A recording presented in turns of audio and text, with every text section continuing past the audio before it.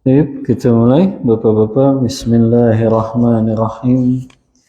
Assalamualaikum warahmatullahi wabarakatuh. Innal hamdalillah hamdan katsiran tayyiban mubarakan fih kama yuhibbu rabbuna wa yardah, wa asyhadu an la ilaha illallah wahdahu la syarikalah wa asyhadu anna Muhammadan abduhu wa rasuluh.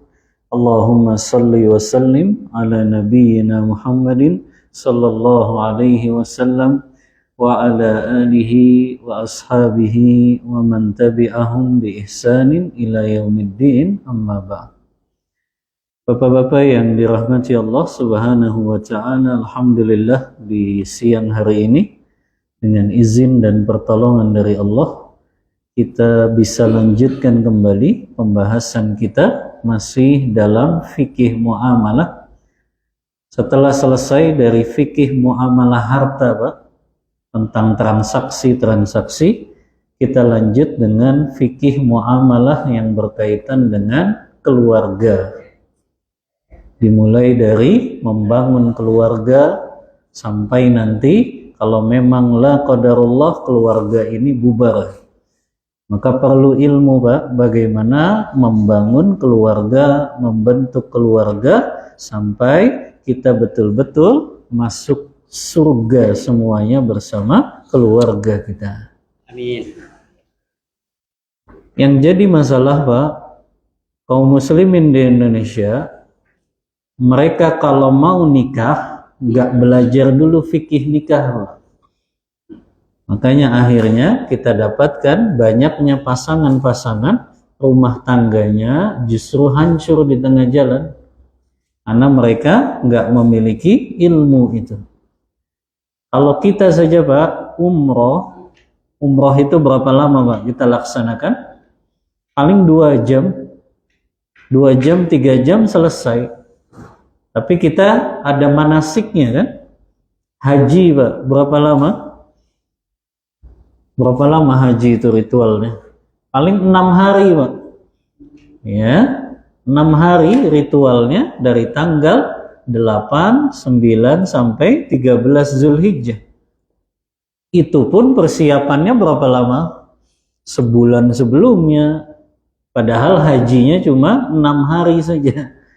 Ini orang mau nikah, berapa lama nih kita nikah, Pak? Seumur hidup. Tapi nggak punya bekal ilmunya. Ini kan jadi masalah, Pak, ya. Ibadah haji saja yang cuma 6 hari, kita bekal ilmunya itu dari berbulan-bulan sebelumnya. Ini nikah, mau bangun keluarga seumur hidup, tapi nggak punya ilmunya. Maka ini, Pak, pentingnya kita belajar fikih muamalah yang berkaitan dengan keluarga. Walaupun bapak-bapak sudah terlanjur nikah, gitu. Ya, tapi nggak apa-apa, ini bisa kita ajarkan kepada anak-anak kita. Sebelum mereka bangun keluarga, kita kasih ilmunya, ya, supaya mereka tidak asal-asalan di dalam membangun keluarga ini. Pertama, Pak, seperti biasa, ta'rifun nikah, definisi nikah. Para ulama mendefinisikan aqdun yatadammanu ibahatu istimta'i kullan minaz zawjaini bil akhari ala wajhil masyru'. Pernikahan adalah akad yang menghalalkan pergaulan antara laki-laki dan perempuan yang bukan mahramnya, yang menimbulkan hak dan kewajiban masing-masing. Ini bedanya nikah dengan zina. Orang-orang liberal kan mengatakan, apa bedanya nikah dengan zina?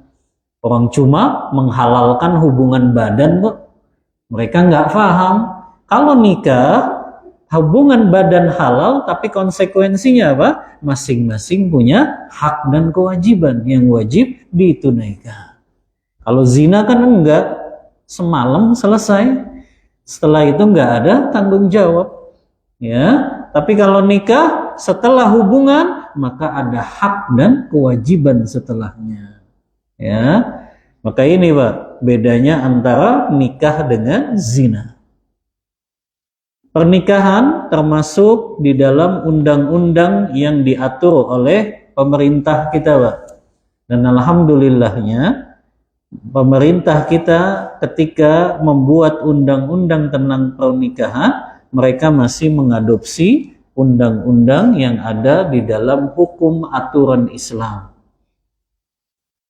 Jadi pemerintah kita, Pak, ya, tidak semuanya undang-undangnya buatan mereka. Kalau untuk masalah nikah, masalah warisan, pemerintah kita ngambilnya dari para ulama fikih. Ya, makanya kita dapatkan memang dari mulai membangun akad nikah sampai masalah perceraian, itu semuanya memang berdasarkan para ulama fikih. Ya, makanya Pak, alhamdulillah di negara kita gak bisa yang namanya nikah beda agama. Karena undang-undangnya ini Pak, perkawinan atau nikah ialah ikatan lahir batin antara seorang pria dan wanita sebagai suami istri dengan tujuan membentuk keluarga, rumah tangga yang berbahagia dan kekal berdasarkan ketuhanan yang Maha Esa. Makanya nggak ada Pak yang namanya nikah beda agama, itu nggak resmi sebetulnya. Karena di dalam undang-undang pemerintah itu departemen agama nggak ada nikah beda agama, harus sama agamanya. Islam dengan Islam, Kristen dengan Kristen, Buddha dengan Buddha, maka tidak ada nikah beda agama. Kalau ada, itu pasti nikahnya di luar catatan resmi pemerintah. Karena pemerintah nggak memfasilitasi itu untuk menikah beda agama. Ya. Anjuran untuk menikah, nggak usah lah Pak ya, Bapak kan udah pada nikah. Tapi nggak apa-apa Pak, motivasi buat anaknya. Ya, baik. Ini dalil-dalil Pak yang memotivasi untuk nikah. Ya, termasuk anak kita Pak, jangan dibiarkan lama-lama ngejomblo gitu. Akhirnya dia pacaran, akhirnya dia panen dosa. Ya, kalau sudah mampu secara ya finansial, batin, ya, maka nggak perlu ditunda-tunda Pak. Karena ujung-ujungnya pasti dia akan pacaran. Ya, ini Pak motivasinya untuk mereka agar segera melangsungkan pernikahan. Firman Allah dalam surah An-Nur ayat 32. Allah berfirman, wa akihul ayama minkum wassalihina min ibadikum wa imaikum, dan kawinkanlah orang-orang yang sendirian di antara kamu dan orang-orang yang layak untuk menikah dari hamba-hamba sahayamu, baik yang laki-laki maupun yang perempuan. Ini Pak digaris bawahi, iyakunu fuqara yughnihimullahu min fadlih. Jika mereka dinikahkan dalam keadaan miskin Pak, Allah yang akan menjadikan mereka kaya dengan karunia-Nya. Jadi nikah jangan nunggu mapan. Gak ada syaratnya Pak. Nikah itu harus mapan dulu. Gak ada rukunnya Pak. Nikah itu harus mapan dulu. Lihat Pak, kata-kata Allah, iyakunu fuqara. Jika mereka menikah dalam keadaan miskin, Allah yang akan menjadikan mereka kaya. Makanya kata Umar bin Khattab ketika membawakan ayat ini, beliau mengatakan, aku heran dengan seorang hamba yang dia tidak mencari kekayaan dengan jalan pernikahan. Jadi jangan Pak, ya, kita nasihati anak kita dengan doktrin-doktrin yang salah. Kamu kalau mau nikah punya rumah dulu, punya mobil dulu, ya. Wah, ini kasihan Pak, ya, pemuda-pemuda kita ini kasihan, ya. Mereka sebetulnya hasratnya sudah besar sekali untuk menikah, tapi ternyata dicegah-cegah sama orang tuanya. Hanya gara-gara mungkin belum punya rumah, belum punya mobil, padahal udah kerja Pak. Walaupun mungkin penghasilannya ya menurut kita masih kecil gitu, ya. Tapi kalau dia sudah punya pekerjaan Pak, sudah nikahi Pak. Ya, apalagi Bapak punya anak perempuan, ya. Selama yang datang kepada kita itu orang soleh, yang memang kita kenal baik agamanya, hubungannya kepada Allah, hubungannya kepada sesama manusia, nikahi. Ya, karena ini Pak, di antara sebab kenapa ramainya perzinahan, karena pemuda kita banyak yang mereka dicegah untuk menikah. Ya, masa nggak yakin Pak sama janji Allah? Iyakunu fuqara yughnihimullahu min fadli. Kalau mereka miskin kata Allah, Allah yang akan memberikan kekayaan kepada mereka. Ya, maka yakin ini Pak. Ya, hadis berikutnya Pak. Ini keutamaan menikah Pak. Kata Rasulullah, ya ma'syaras syabab, wahai para pemuda, man istata'a minkumul ba'ah, siapa yang mampu di antara kalian menikah, falyatazawwaj, maka menikahlah. Bahkan mayoritas ulama hadis Pak, ketika menafsirkan barang siapa yang memiliki kemampuan untuk menikah, mereka hanya mensyaratkan dua saja Pak. Mampu berhubungan biologis, punya penghasilan, sudah. Yang itu bisa digunakan untuk nafkahnya. Gak ada minimal harus UMR, gak ada Pak. Ya, gak ada aturan itu. Yang penting dia punya penghasilan, sudah. Ya, dia mampu melakukan hubungan biologis, nikahi sudah. Karena ini Pak manfaatnya, fa innahu aghaddu lil basar. Itu lebih bisa menahan pandangan Pak. Orang yang nikah saja susah nahan pandangan, apalagi yang belum nikah. Ya, kita yang sudah nikah saja susah, ya, untuk nahan pandangan, apalagi yang belum nikah. Ya, makanya ini keutamaannya. Aghaddu lil basar, lebih menahan pandangan. Wa ahsanu lil faraj, lebih memelihara kemaluan. Ya. Wa man lam yastati' fa alaihi bis-shaum. Siapa yang tidak mampu, maka hendaklah ia berpuasa, fa innahu lahu wija. Karena puasa itu dapat menekan syahwatnya. Tapi masa iya pemudanya disuruh puasa terus, Pak? Ya, maka nikah sudah. Ya, ini cara untuk menjaga kehormatan-kehormatan para pemuda kita. Ini Pak, ini yang paling memotivasi saya dulu Pak, ketika mau nikah. Hadis riwayat Tirmidzi. Rasulullah SAW bersabda, salasatun haqqun 'alallahi aunuhum. Ini Rasulullah Pak yang mengatakan, 3 golongan yang pasti akan ditolong oleh Allah Ta'ala. Kata Rasulullah, pasti dia akan ditolong.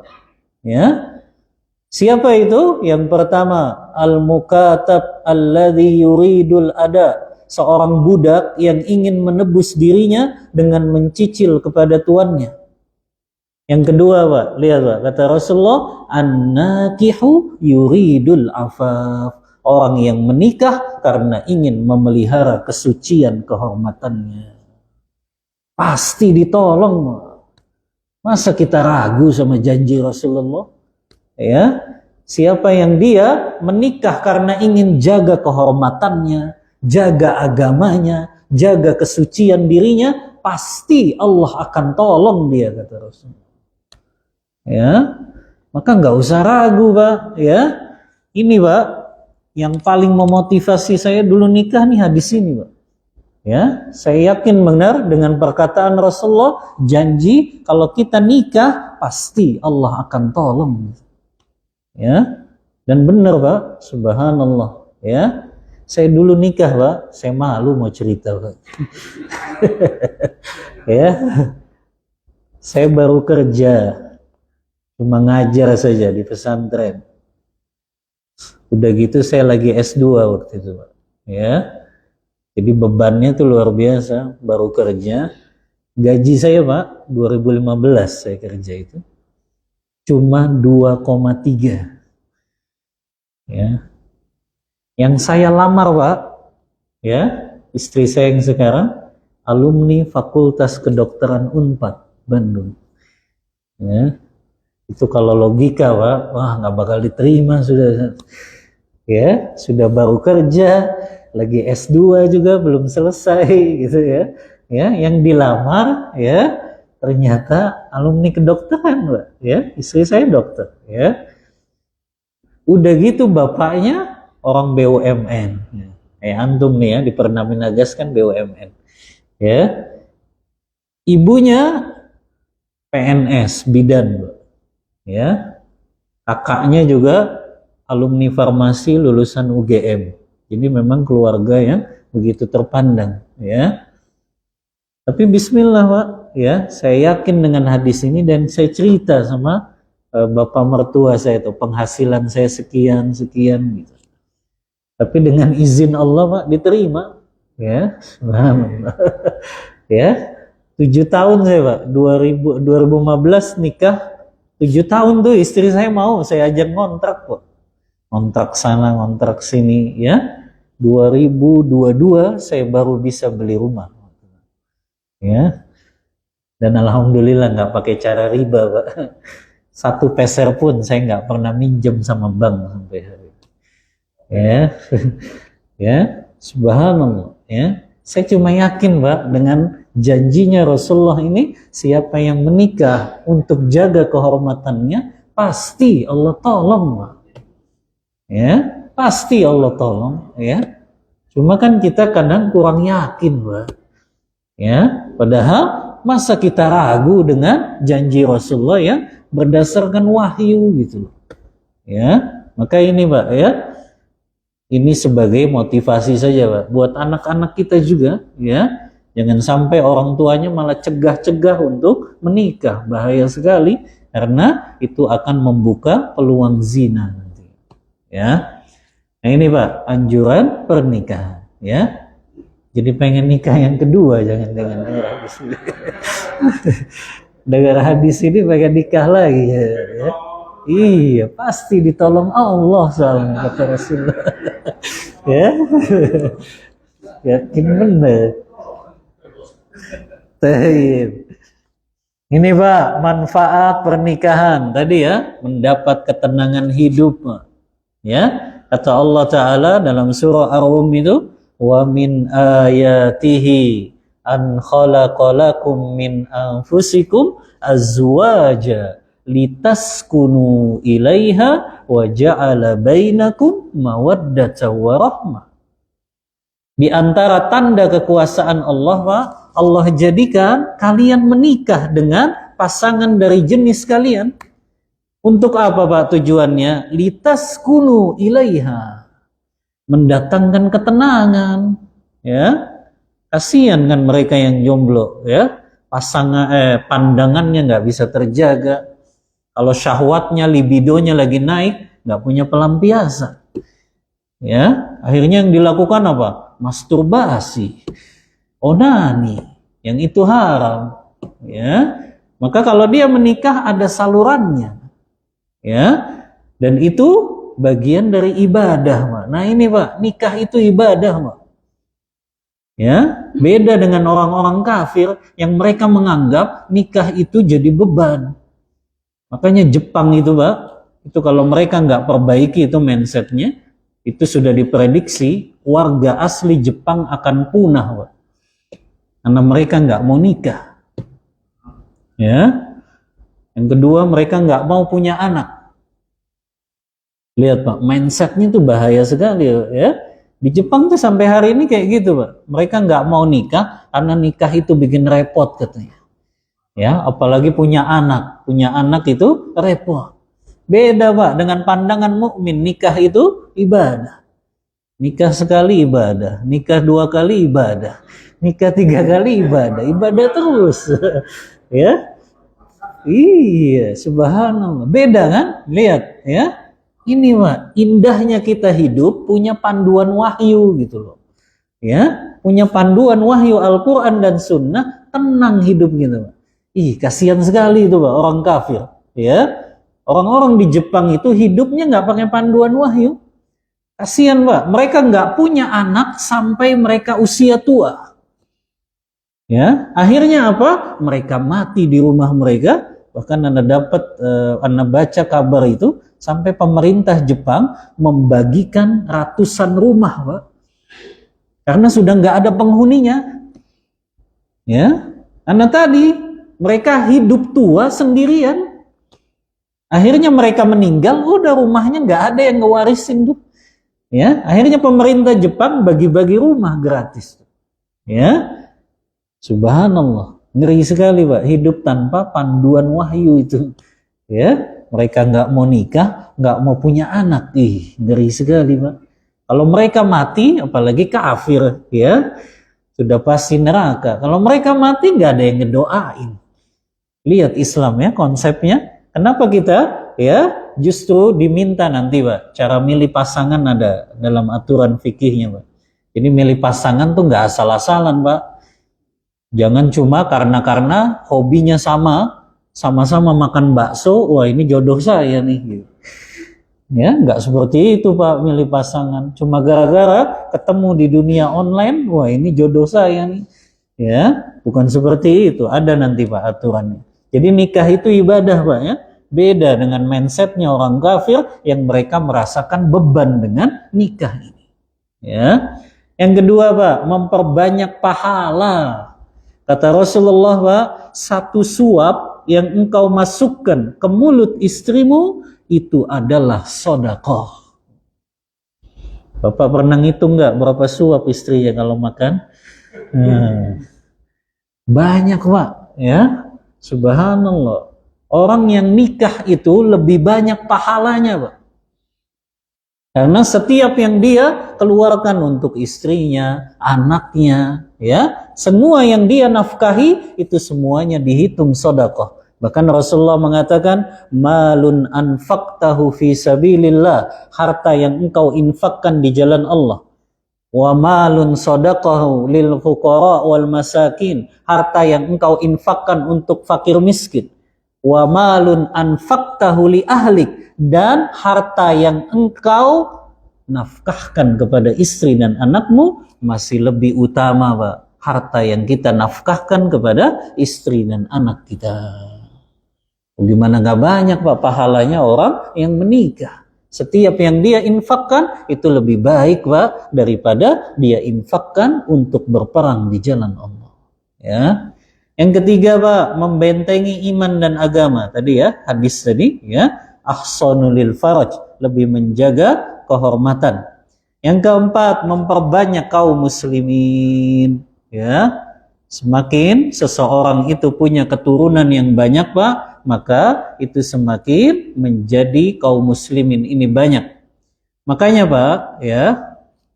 Nah, ini, Pak, cara milih pasangan diantaranya kata Rasulullah. Nah, walaupun sudah terlanjur, Pak, ya, tapi kita pilihin buat anak kita nanti, ya.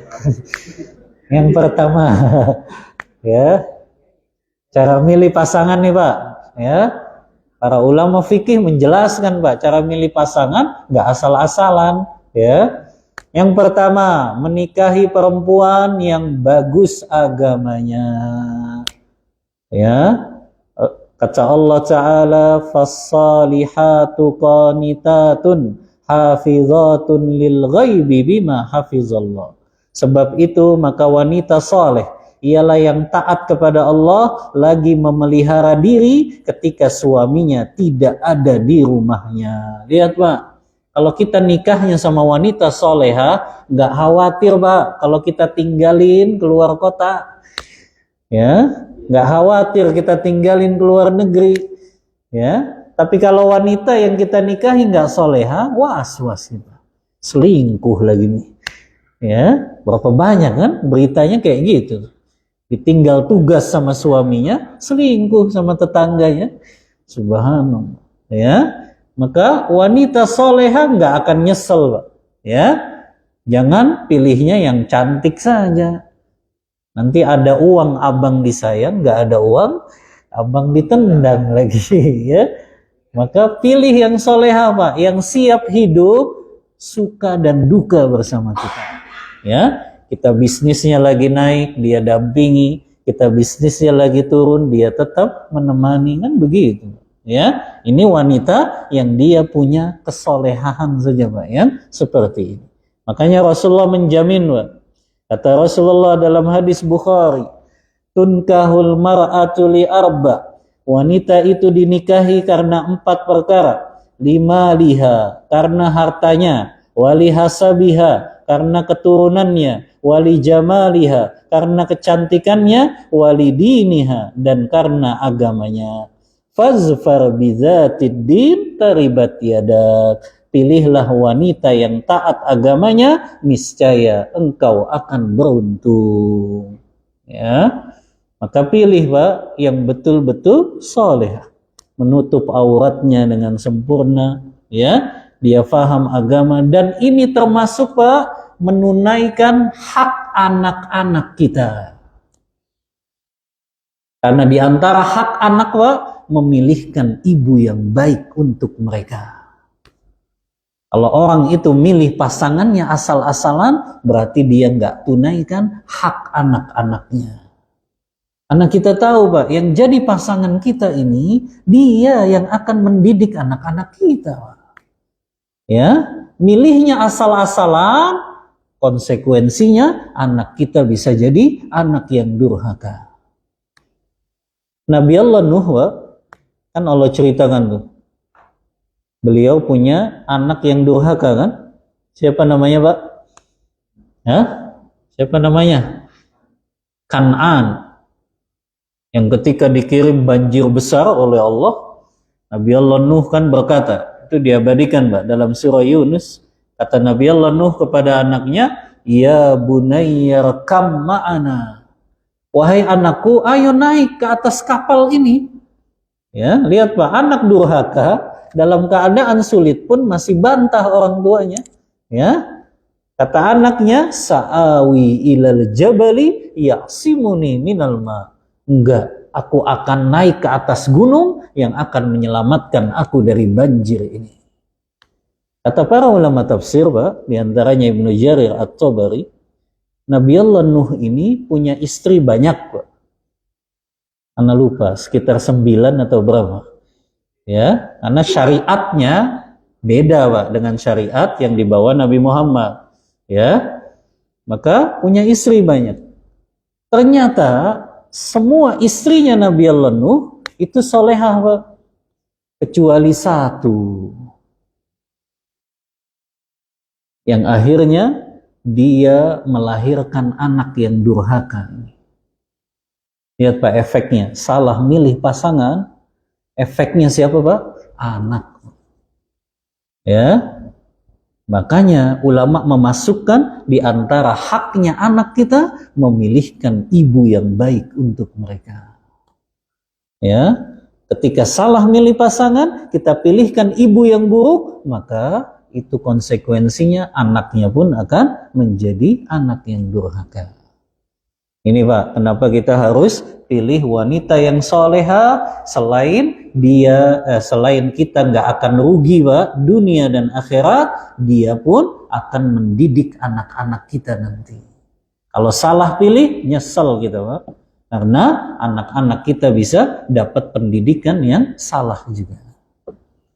Baik, ini yang pertama Pak, cara milih pasangan. Yang kedua, ini penting juga Pak, jangan diremehkan ini penting ya.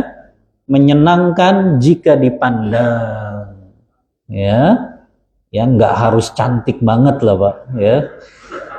Kalau cantik banget kan repot juga, ntar ke salon terus, ya. Ya. Nah, kenapa Pak? Karena tujuan dari pernikahan tadi Pak, mendatangkan ketentraman. Kata Allah tadi ya, surah Ar-Rum ayat 21, wa min ayatihi an khalaqalakum min anfusikum azwaja litaskunu ilaiha. Di antara tanda kekuasaan Allah, Ia ciptakan bagimu istri-istri dari jenismu sendiri agar kamu merasa tentram dengannya. Jadi jangan sampai orang milih pasangan istri yang wajahnya sebetulnya dia nggak suka gitu, ya. Tapi karena udahlah dipaksain, Mbak. Akhirnya setelah dia menikah, dia malah nggak betah di rumah. Kan lebih parah, tetap aja dia matanya jelalatan keluar, bahaya.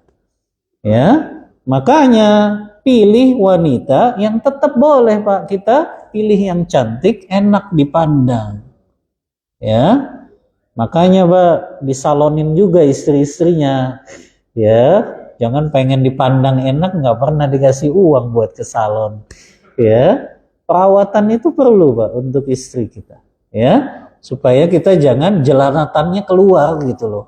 Cukup kita pandangannya ke istri saja, gitu ya. Jadi memang harus ada Pak ya uang untuk membiayai perawatan istri, ya. Tapi yang jangan setiap pekan juga, sebulan sekali lah Pak, nggak apa-apa, suruh ke salon ya, perawatan ya. Karena ini Pak menjaga apa? Ketenangan dalam diri kita. Ya, ketika diri kita sudah tenang dengan memandang istri, nggak perlu jelalatan keluar kan gitu.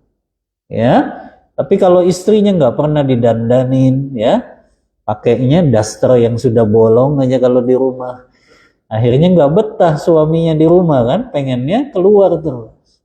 Ya, maka ini Pak, ajarkan istri kita supaya dia kalau pakaian di rumah pun pakaian yang menarik gitu. Nih diantara ciri wanita solehah Pak, kata Rasulullah, wa in nazara ilaiha sarawatahu. Istri yang solehah itu jika suami memandangnya, suaminya bahagia dan senang kepadanya.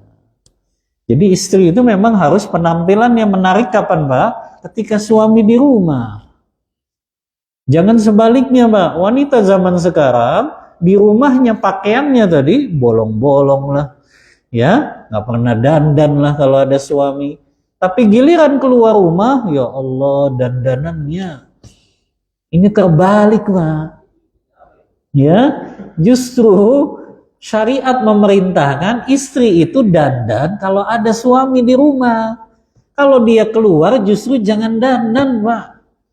Ini kan yang dilarang sama Allah dalam surah Al-Ahzab itu ayat 33, wala tabarrajna tabarrujal jahiliyatil ula.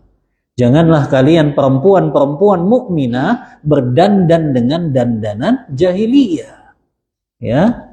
Masa kita ridho sih Pak, kecantikan istri kita dinikmati sama orang-orang di luar sana. Coba berpikir deh Pak, kalau istri kita dandan keluar, itu yang nikmatin siapa?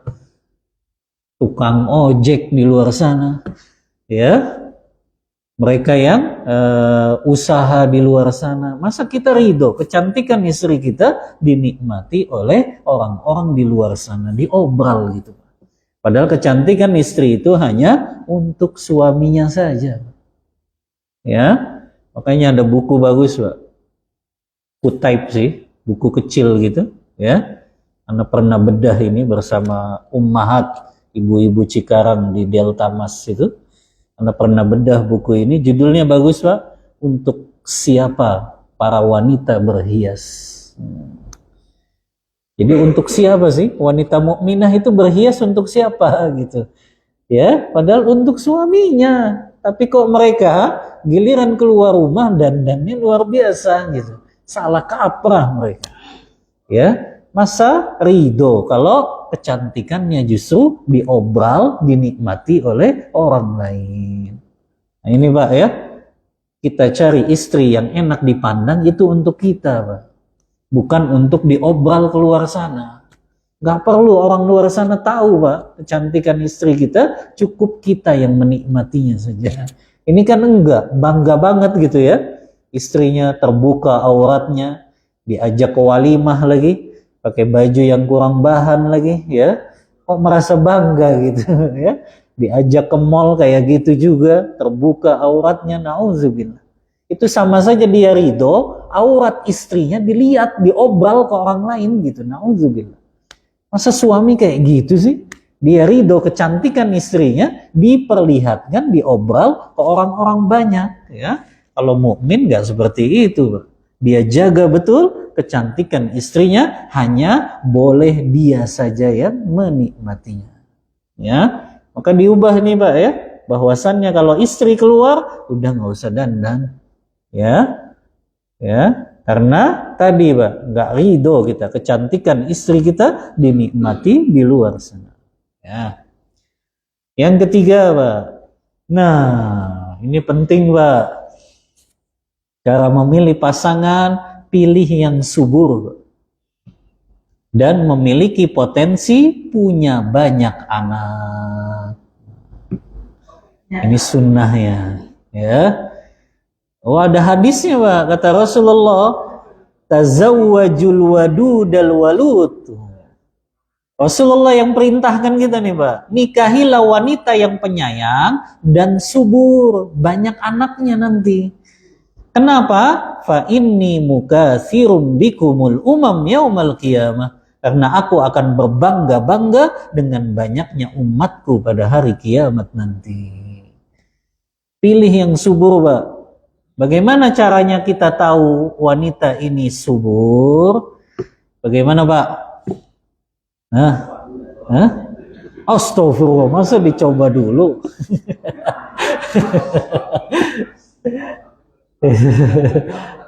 Caranya gampang kata ulama. Lihat faktor genetik. Tahu faktor genetik Pak? Lihat orang tuanya. Kalau anaknya 12, nah, subur nih berarti. Ya, kalau orang tuanya punya anak 12, berarti anaknya subur nih, Pak. Ya. Ya, itu akan punya potensi banyak anak. Ya. Ini sunnah, Pak. Kita pilih yang memang punya potensi banyak anak. Ya. Begitu juga yang dia penyayang, Pak. Nah, gimana kita tahu perempuan itu penyayang, Pak? Dari mana taunya? Lihat akhlaknya kepada orang tuanya. Bicaranya kepada ibu Pak ya. Ketika kita nazar, kan ada syariat nazar Pak. Nazar itu ngelihat dulu. Atau kita lamaran tidak resmi dulu kan. Ya. Datang ke orang tuanya, lihat ketika wanita itu berbicara kepada orang tuanya. Apakah mengangkat suaranya gitu ya. Apakah sampai tinggi suaranya, itu kan kelihatan wanita itu penyayang atau tidak kepada seorang tuanya. Maka itu Pak pilih. Bahkan lihat nih Pak, sebagian ulama fikih berpendapat bolehnya membatalkan pernikahan apabila diketahui suaminya memiliki impotensi Pak ya, yang parah. Kata Imam As-Sa'di Pak, salah seorang ulama penulis kitab tafsir Taisirul Karimir Rahman, jika seorang istri setelah pernikahan mendapati suaminya ternyata impoten, maka diberi waktu Pak selama 1 tahun untuk berobat, terapi ya. Ternyata kalau masih dalam keadaan demikian, boleh pernikahannya dibatalkan oleh pemerintah ya.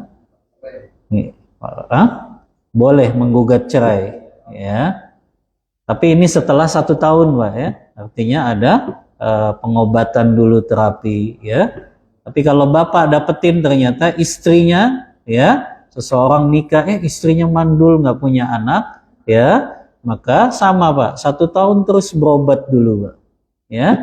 Kalau belum juga ternyata, ya kalau suami kan nggak perlu menceraikan Pak, tinggal buka pos 2 saja kan begitu, ya. Iya. Jadi nggak perlu diceraikan, ya, selama masih bisa, ya. Jadi kalau suami dapetin istri yang seperti itu jangan diceraikan, Mbak, tetap aja, ya. Nah, jadi ini Pak ya, kenapa disuruh memilih yang subur bakal punya banyak anak. Rasulullah akan berbangga-bangga pada hari kiamat nanti, ya. Hah? Jangan KB Pak, ya Allah. Ya. Keluarga kok berencana Pak. Keluarga itu sakinah, mawaddah, warahmah. Ya. Nggak usah takut Pak. Ya. Seolah kita kan banyak pikiran nih kayaknya ya. Nanti punya anak lagi gimana pendidikannya, gimana sekolahnya, gimana kasih makannya, subhanallah. Kok seolah-olah kita ragu, setiap anak yang diberikan kepada kita pasti ada jatah rezekinya kan Pak? Ya, kok kita kayak orang yang ya nggak beriman gitu Pak? Ya, kok kita ragu gitu? Padahal kita tahu setiap makhluk yang lahir ke dunia ini sudah Allah kasih jatah rezekinya. Ya, nggak akan Allah wafatkan Pak seorang hamba sampai Allah sempurnakan rezekinya tersebut. Maka setiap anak yang lahir Pak itu sudah ada rezekinya Pak. Ya, maka nggak perlu kita takut akhirnya kita melakukan tadi pakai KB. Kalau KB-nya untuk memberi jarak saja boleh Pak. Artinya jangan setahun sekali gitu. Karena kasihan juga kan istrinya ya. Setahun hamil, nyusuinnya belum sempurna, tahun depan hamil lagi. Iya. Yang lebih parah dia nggak bisa puasa Ramadan akhirnya. Hamilnya tiap tahun ya, hamilnya tiap tahun ya. Maka boleh Pak, kalau dikasih jarak sebagian ulama membolehkan ya, untuk mengatur saja supaya tidak terlalu repot ya. 3 tahun sekali ya. Jadi dikasih jarak boleh ya, tapi kalau dibunuh janinnya, nah itu ya ulama sepakat keharamannya, nggak boleh Pak, sama saja itu membunuh makhluk ya. Yang keempat Pak, nah ini Pak, sunnahnya Pak, kalau nikah pertama ya, memilih yang masih gadis ya, memilih yang masih gadis Pak. Ya, kenapa Pak? Karena ada hadisnya juga, ya, dari Jabir bin Abdullah Pak. Jabir pernah ditanya sama Rasulullah, hal tazawwajta bikron am thayyiban? Wahai Jabir, yang engkau nikahi perawan atau janda? Kata Jabir, tazawwajtu thayyiban, yang aku nikahi janda ya Rasulullah. Ya. Lalu kata Rasulullah, halla tazawwajta bikron, kenapa kamu nggak menikahi gadis? Ya, tulaibuha wa tulaibuka, kamu bisa bermain-main, bersenang-senang dengannya, dan dia pun bisa bersenang-senang denganmu. Ini kata kiasan Pak ya, karena biasanya kalau masih gadis kan ya lebih bisa untuk diajak bercanda gitu Pak. Kalau janda kan dia merasa lebih senior Pak dari Bapak. Maksudnya sudah pengalaman gitu ya. Beda dengan ya. Nah, dibolehkan Pak menikahi janda kalau ada maslahat yang lebih besar. Nah, di sini ada alasannya Pak. Kenapa kok Jabir bin Abdullah, sahabat Rasulullah ini milihnya janda? Nah, dijelaskan sama Jabir. Kata Jabir, ya Rasulullah, tuwfiya walidi, ya, ayahku sudah meninggal dunia dan telah mati syahid, wali akhwatun sighar, dan saya masih memiliki beberapa saudara perempuan yang masih kecil-kecil, ya. Maka aku tidak ingin menikahi wanita yang dia belum dewasa, ya, apalagi masih gadis, Pak, ya, belum pengalaman ngurus anak, ya, dan yang tidak dapat mendidik dan merawat mereka. Karena itulah aku menikahi seorang janda agar bisa merawat dan mendidik mereka. Jadi prioritas utama gadis, Pak. Tapi kalau ternyata ada kemaslahatan yang lebih besar, maka boleh kita milih janda.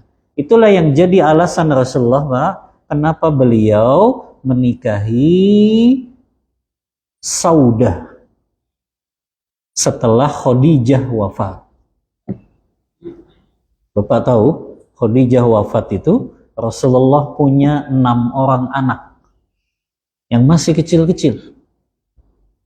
Sementara Rasulullah butuh orang yang bisa mengasuh, mendidik.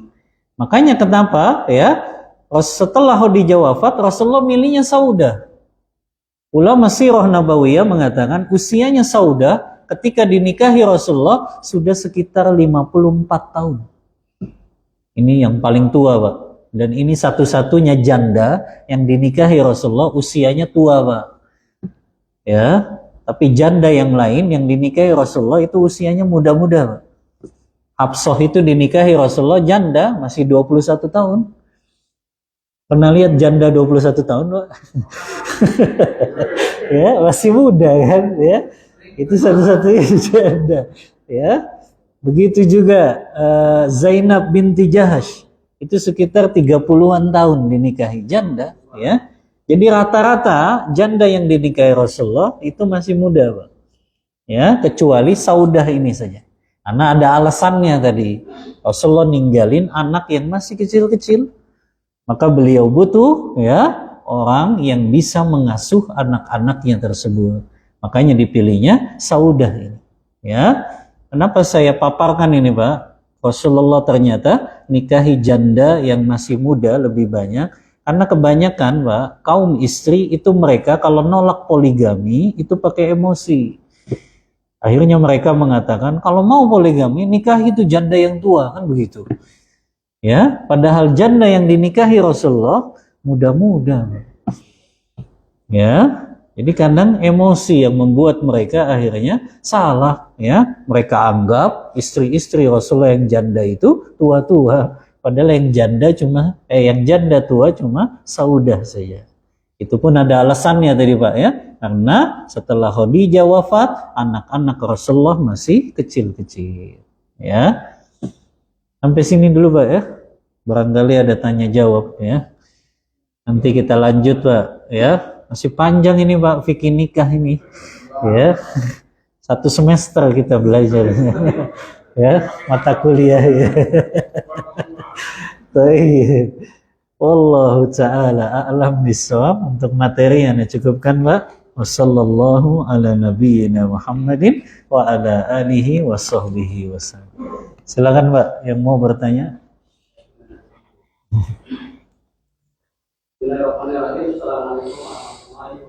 Waalaikumsalam warahmatullahi wabarakatuh.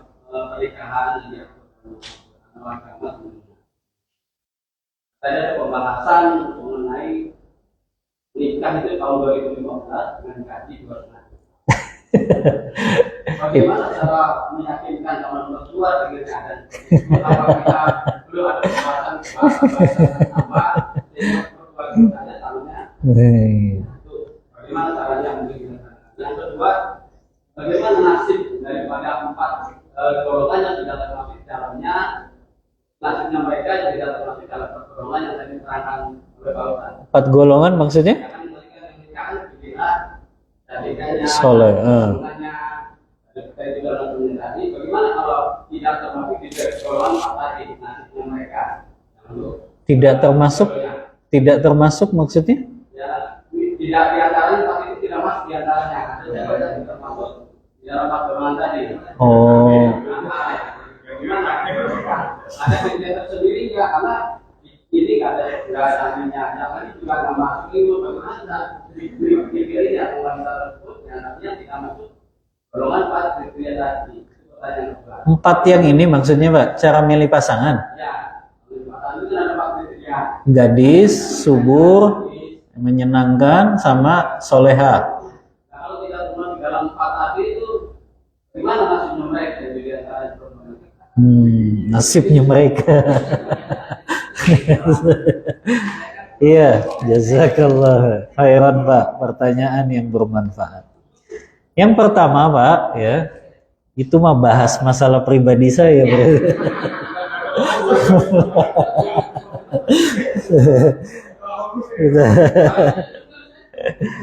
Yang pertama Pak, ya, saya nggak punya cara-cara khusus, saya cuma menggunakan cara-cara yang diajarkan agama saja. Yang pertama, sholat istikharah Pak. Ya, sholat istikharah itu penting di dalam kita mau memilih pasangan.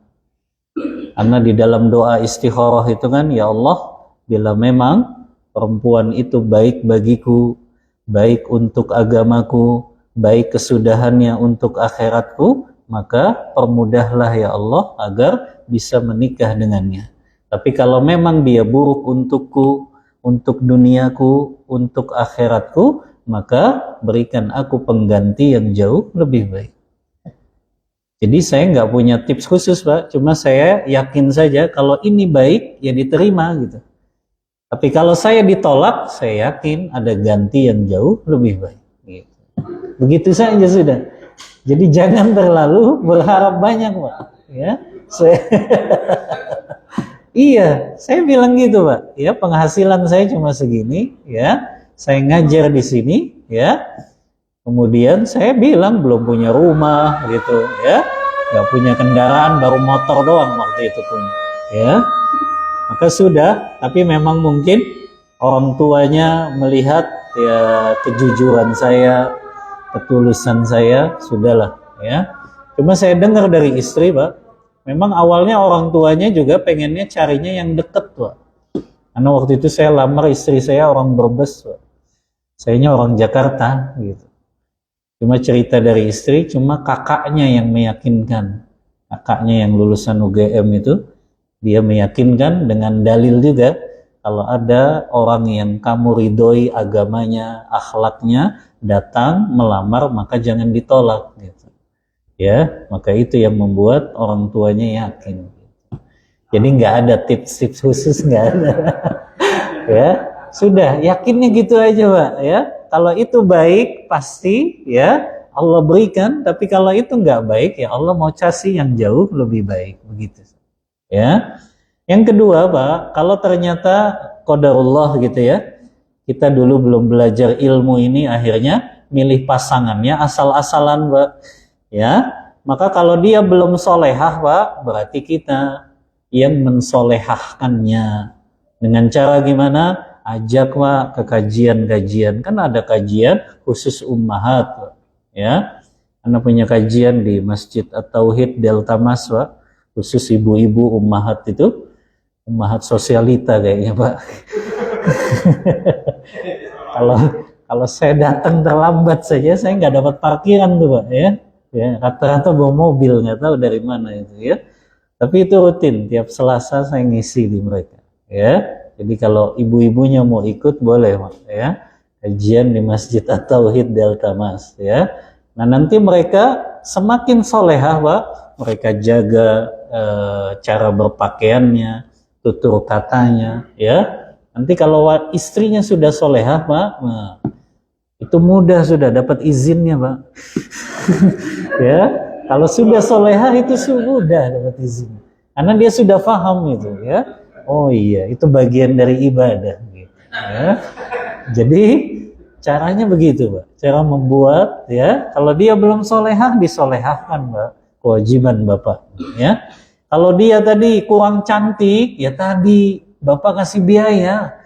Kan yang namanya cantik tuh bisa dibentuk, Pak. Yang penting jangan operasi plastik saja, gitu, ya.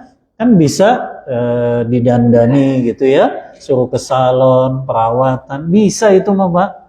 Ya, bisa untuk diusahakan. Nah, kalau ternyata qadarullah gitu ya, kurang subur, ya ini kan banyak Pak, punya makanan-makanan yang bisa menyuburkan. Apa Pak, sayur yang bisa bikin subur? Sayur. toge dong, ya, toge, ya. Sama makan itu Pak, kurma rutop, kurma yang setengah matang itu, ya. Bisa dengan kasih air zam-zam, diniatkan supaya lebih subur. Ini kan banyak Pak, bisa diusahakan yang kayak gini, ya. Jadi bisa dipenuhi makanan-makanan yang menyuburkan gitu ya. Bisa melakukan sebab-sebab syar'i juga tadi, minum air zam-zam, makan kurma rutop tadi, itu bagian dari menyuburkan, ya. Kalau sudah terlanjur pilih janda, Pak, ya nggak apa-apa kalau memang itu ada kemaslahatannya. Nanti paling kalau pos kedua bisa milih yang gadis saja. Ya. Wallahu ta'ala a'lam bissawab. Begitu, Pak.